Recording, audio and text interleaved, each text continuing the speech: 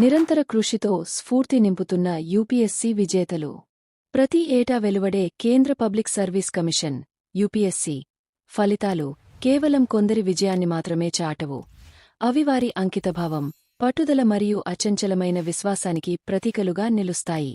ముఖ్యంగా సామాజిక, ఆర్థిక ఇబ్బందులను ఎదుర్కొంటూ ముస్లిం వర్గానికి చెందిన యువతీ యువకులు సాధిస్తున్న విజయాలు దేశవ్యాప్తంగా ఒక గొప్ప స్ఫూర్తిని నింపుతున్నాయి. దేశ ప్రగతిలో భాగస్వాములు కావాలనే వారి తపన, అడ్డంకులను అధిగమించి వారు సాగిస్తున్న ప్రయాణం ప్రశంసనీయం. సివిల్ సర్వీసెస్ ఒక సేవా వేదిక. భారతీయ సివిల్ సర్వీసెస్ అనేది కేవలం ఒక ఉన్నతమైన ఉద్యోగం మాత్రమే కాదు. అది దేశ పరిపాలనలో భాగస్వామ్యం వహించే, సమాజానికి మేలు చేసే ఒక అద్భుతమైన అవకాశం. ముస్లిం యువత ఈ పరీక్షల్లో రాణించినప్పుడు అది కేవలం ఒక వ్యక్తిగత విజయం కాక, విద్యపై ఆ తరం పెట్టుకున్న నమ్మకానికి నిదర్శనంగా మారుతోంది.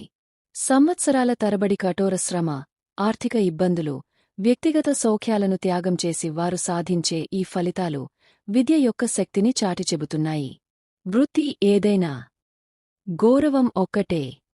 అయితే సాధికారత అంటే కేవలం ఉన్నత స్థాయి ప్రభుత్వ పదవులు మాత్రమే కాదు. నిజమైన పురోగతి ఆర్థిక స్వయం సమృద్ధిలో ఉంది. ప్రతి ఒక్కరికీ ప్రభుత్వ ఉద్యోగం రాకపోవచ్చు, కాని నైపుణ్యం కలిగిన ప్రతి చేతికి గౌరవం లభించాలి. ఒక ఇంజనీర్ లేదా అధికారి సమాజానికి ఎంత అవసరమో, ఒక నైపుణ్యం గల టెక్నీషియన్, మెకానిక్ లేదా వృత్తి కళాకారుడు కూడా అంతే ముఖ్యం. ఏ పనైనా నిజాయితీగా చేసినప్పుడు అందులో దైవత్వం ఉంటుంది. చట్టబద్ధమైన మార్గంలో కష్టపడి సంపాదించే ప్రతి వృత్తి గౌరవప్రదమైనదే. ధార్మిక బోధనలు, శ్రమ ప్రాధాన్యత. మత బోధనలు కూడా పని యొక్క విలువను, స్వయం సమృద్ధిని గొప్పగా చాటుతున్నాయి. ప్రవక్త ముహమ్మద్ సల్లల్లాహు అలైహి వసల్లం వారి జీవితమే దీనికి ఒక గొప్ప ఉదాహరణ. ప్రవక్త కాకముందు ఆయన ఒక నిజాయితీ గల వ్యాపారిగా గుర్తింపు పొందారు. తన స్వహస్తాలతో కష్టపడి సంపాదించి తినే ఆహారమే అత్యంత శ్రేష్టమైనది అని ఆయన బోధించారు. గౌరవం అనేది హోదాలో ఉండదు, మనం చేసే పనిలోని నిష్కపటత్వంలో ఉంటుందని ఈ మాటలు స్పష్టం చేస్తున్నాయి. విద్య, ఆలోచనా విధానంలో మార్పు. విద్య అంటే కేవలం డిగ్రీలు పొందడం కాదు, అది క్రమశిక్షణను, నైపుణ్యాన్ని మరియు వివేకాన్ని ప్రసాదించాలి.